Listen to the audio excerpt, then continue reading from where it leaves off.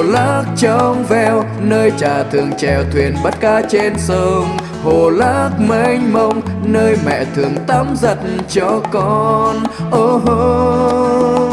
Ôi tàng đá giang tao đã voi cha ngồi tắm nắng. Ôi tàng đá giang tao đã voi mẹ ngồi chờ cha.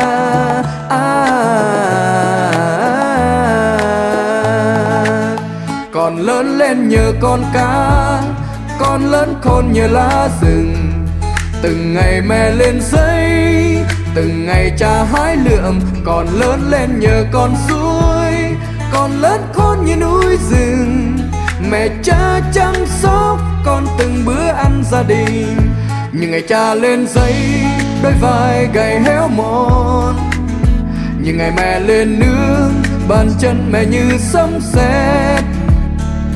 Ôi công lao cha mẹ như núi Giang Sinh.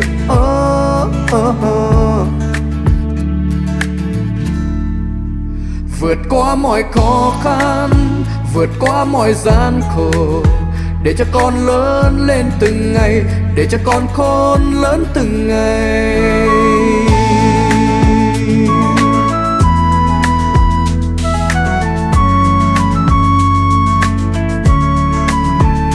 Ôi tàng đá giang tao đã voi cha ngồi tắm nắng.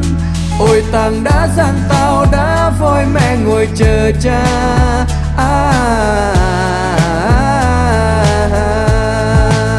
Con lớn lên nhờ con cá, con lớn khôn nhờ lá rừng. Từng ngày mẹ lên giấy, từng ngày cha hái lượm. Con lớn lên nhờ con suối, con lớn khôn như núi rừng. Mẹ cha chăm sóc con từng bữa ăn gia đình. Nhưng ngày cha lên giấy, đôi vai gầy héo mòn. Nhưng ngày mẹ lên nương, bàn chân mẹ như sấm sét. Ôi công lao cha mẹ như núi Giang Sinh. Nhưng ngày cha lên giấy, đôi vai gầy héo mòn. Nhưng ngày mẹ lên nương, bàn chân mẹ như sấm sét.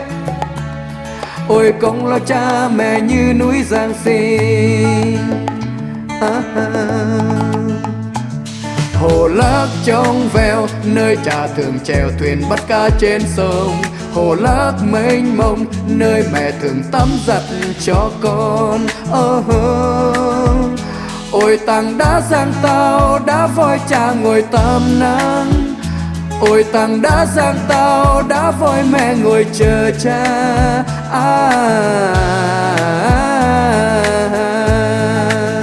Con lớn lên nhờ con cá, con lớn khôn nhờ lá rừng. Từng ngày mẹ lên giấy, từng ngày cha hái lượm. Con lớn lên nhờ con suối, con lớn khôn như núi rừng. Mẹ cha chăm sóc con từng bữa ăn gia đình. Nhưng ngày cha lên giấy, đôi vai gầy héo mòn. Nhưng ngày mẹ lên nương, bàn chân mẹ như sấm sét. Ôi công lao cha mẹ như núi Giang Sinh.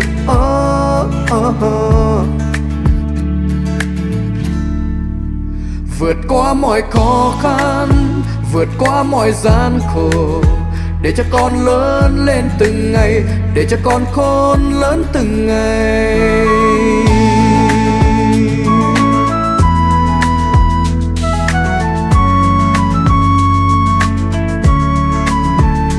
Ôi tàng đá giang tao đã voi cha ngồi tắm nắng. Ôi tàng đá giang tao đã voi mẹ ngồi chờ cha.